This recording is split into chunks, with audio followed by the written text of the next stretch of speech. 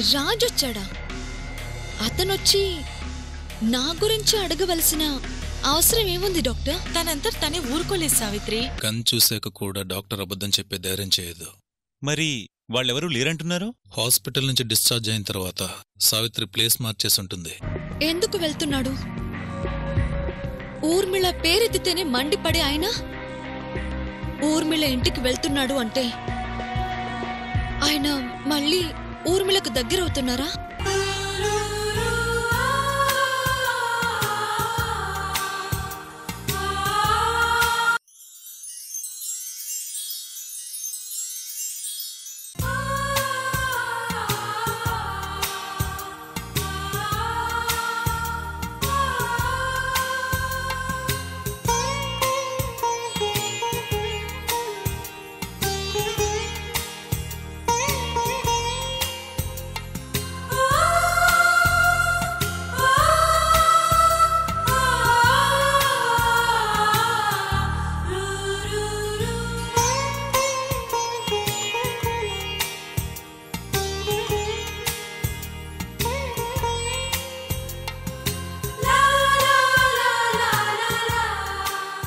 ఇప్పుడు ఆయన ఏం చేస్తూ ఉంటారో.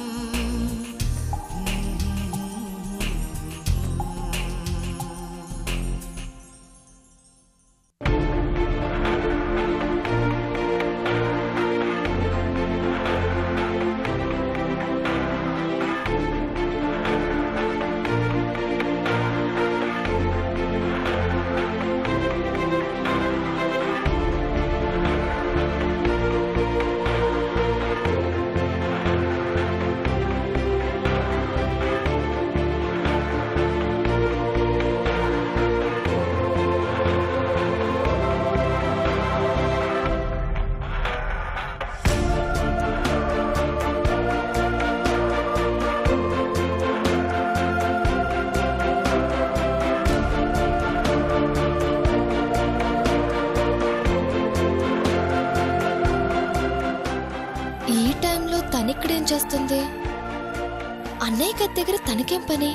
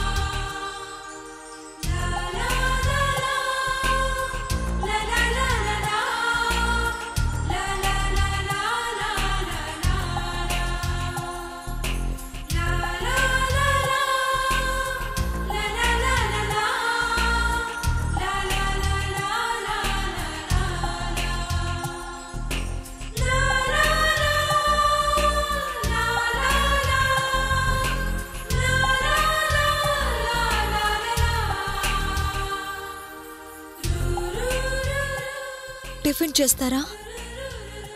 అవును. మీరు చేశారా? లేదండి.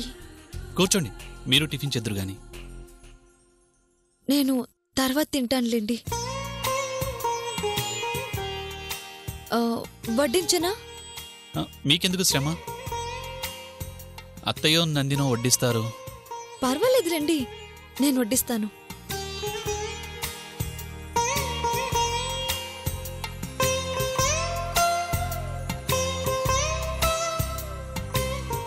చాలు చాలు.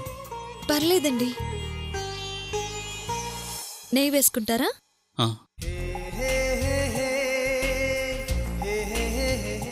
చట్నీ వేయనా?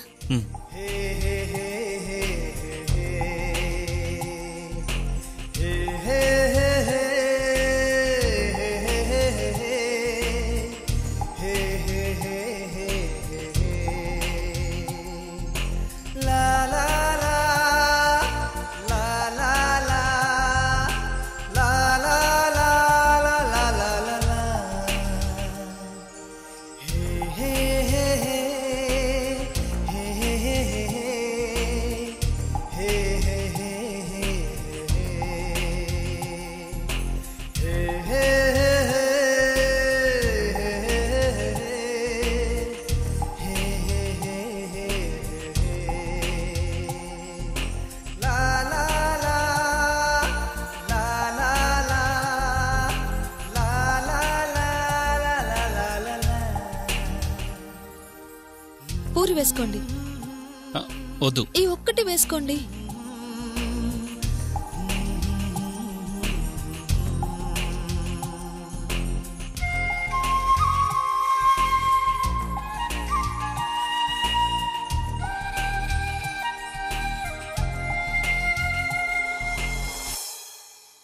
ఇంకో పూరి వేసుకోండి. చాలు చాలు.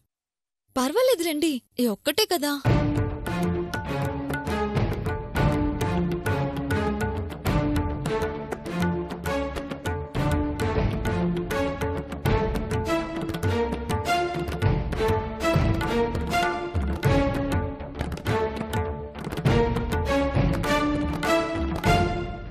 ఏంటి, ఏదో సొంత మనిషి అన్నట్టు స్రవంతి ఇలా ప్రవర్తిస్తోంది?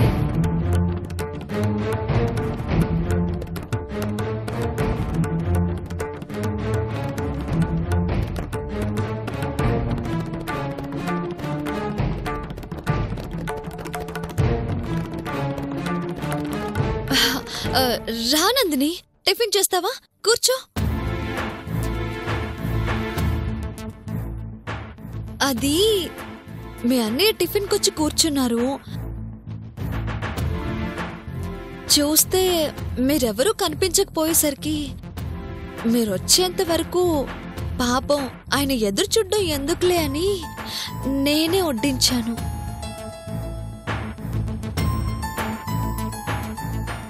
నువ్వు వచ్చేసావుగా, వడ్డించు.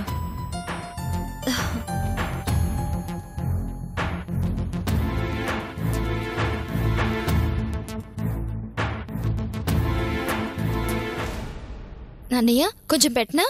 చాలమ్మా. వద్దు వద్దు అంటున్నా శ్రవంతి బలవంతంగా చాలా పెట్టేసింది.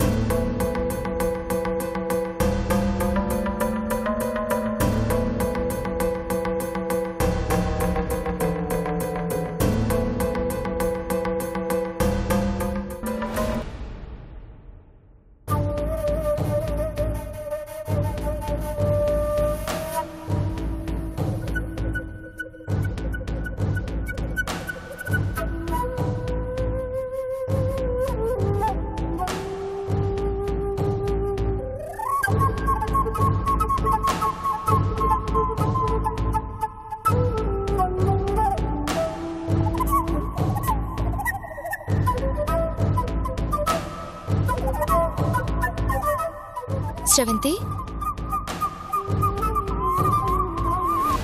నువ్వు దేని గురించో రీసెర్చ్ చేస్తున్నా అన్నావు. దేని గురించి? అదా, ఓల్డ్ టెంపుల్స్, విగ్రహాల గురించి రీసెర్చ్ చేస్తున్నాను. ముఖ్యంగా పురాతన శివలింగాల గురించి రీసెర్చ్ చేస్తున్నాను. ఓ అవునా? ఇంతకీ బామ్మగారు నీకెప్పటి నుంచి తెలుసు? చిన్నప్పటి నుంచి తెలుసు.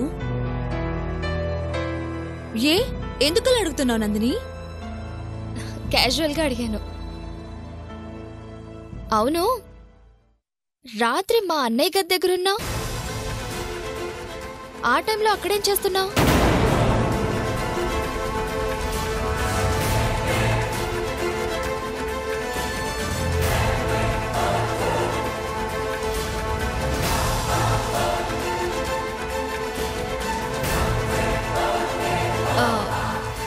రాత్రి మీ అన్నయ్య గది దగ్గర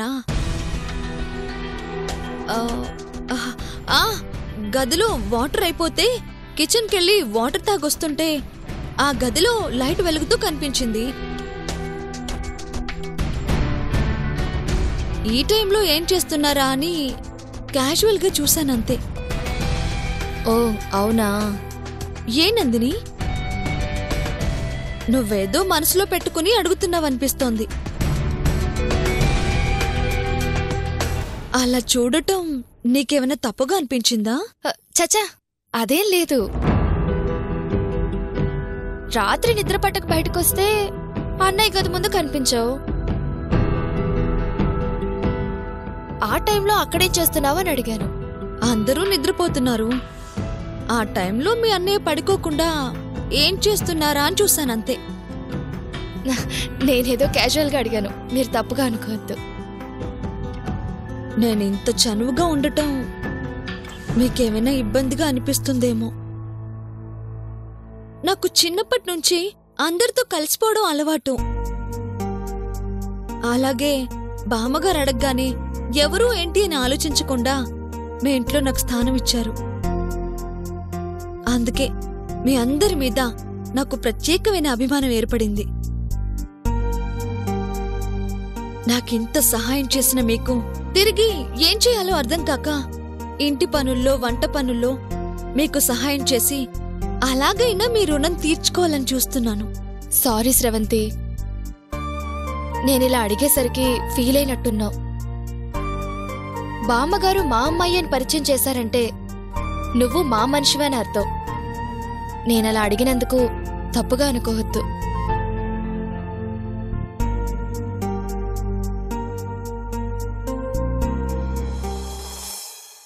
నా వాళ్లకే నేను సంజయ్షి ఇచ్చుకోవాల్సిన పరిస్థితి వచ్చింది. నా ఇంటికే నేనిలా పరాయిదాన్నవుతానని ఎప్పుడూ అనుకోలేదు. పర్వాలేదు, నేనిలా కష్టపడేది నా వాళ్ల కోసమేగా. రేపటి సంతోషం కోసం ఈరోజు కష్టపడక తప్పదు.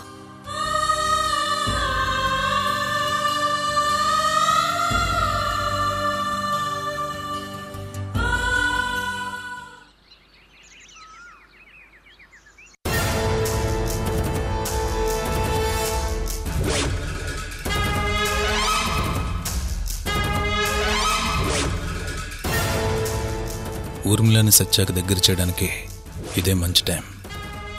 సావిత్రి లేదు, ఇక రాదు అన్న భ్రమలో ఉన్నాడు కాబట్టి ఈ టైంలోనే సత్యాన్ని నా చెల్లెలకు దగ్గర చేయాలి.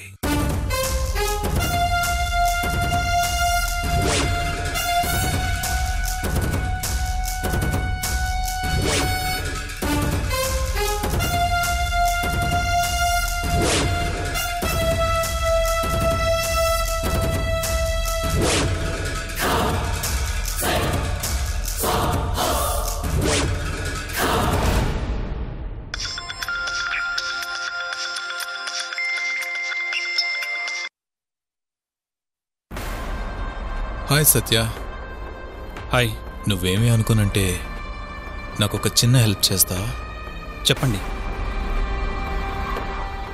నేను ఒక అర్జెంట్ పని మీద బయటికి రావాల్సి వచ్చింది. కానీ ఈరోజే ఊర్మిళకి డాక్టర్ అపాయింట్మెంట్ ఉంది.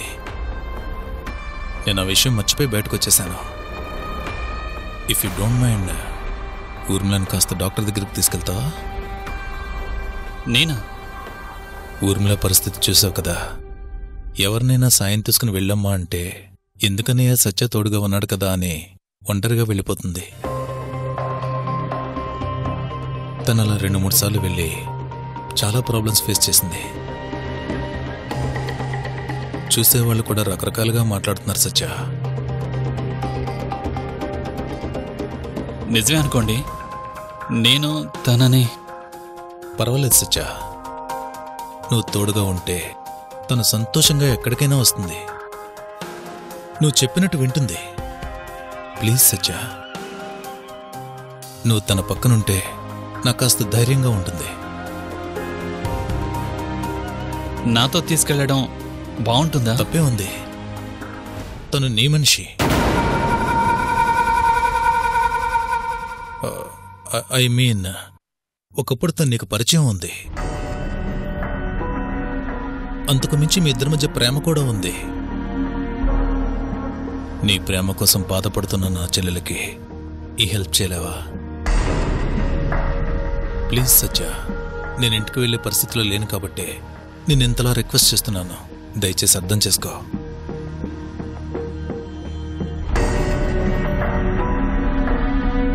తీసుకెళ్తానులేండి.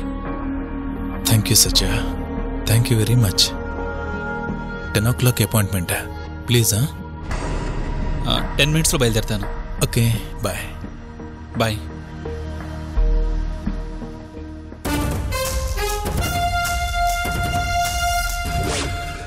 ప్లాన్ చిన్నదే కానీ బాగా వర్కౌట్ అవుతుంది.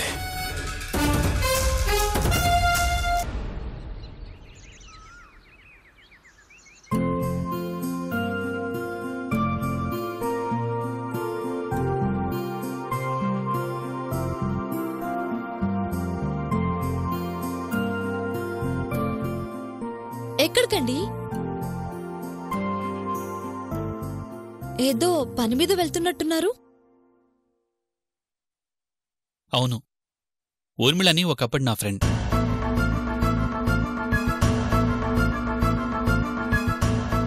తనకి బాగాలేదంటే హాస్పిటల్కి తీసుకెళ్దామని వెళ్తున్నాను. తను వెయిట్ చేస్తున్నట్టుంది. వస్తాను. ఏమండి,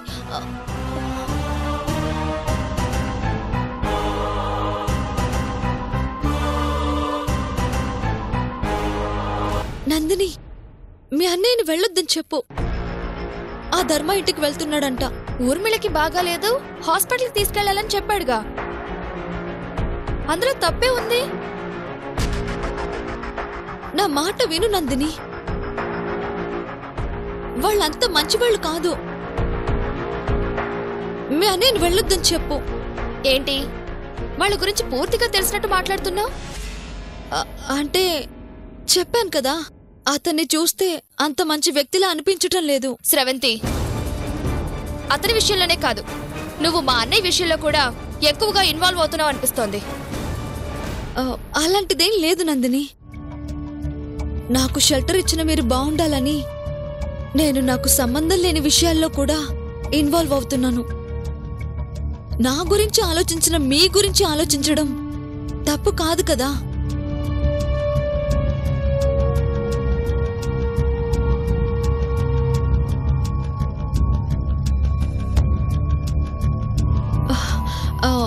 అవును నందిని, నువ్వు ప్రేమించిన రాజ్కి ధర్మాకి ఏవైనా సంబంధం ఉందా?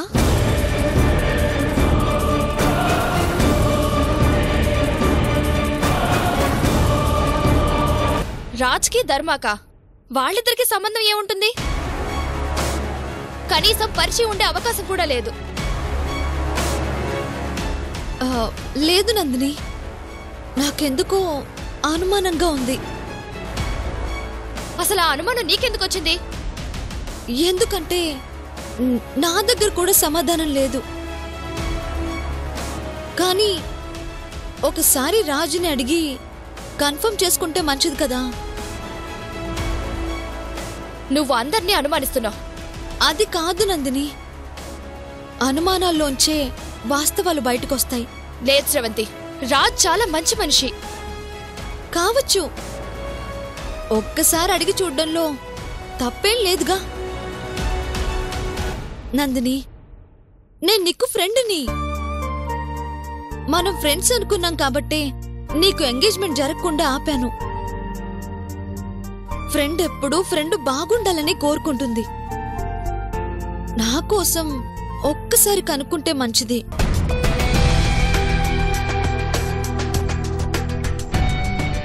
కనుక్కోవా?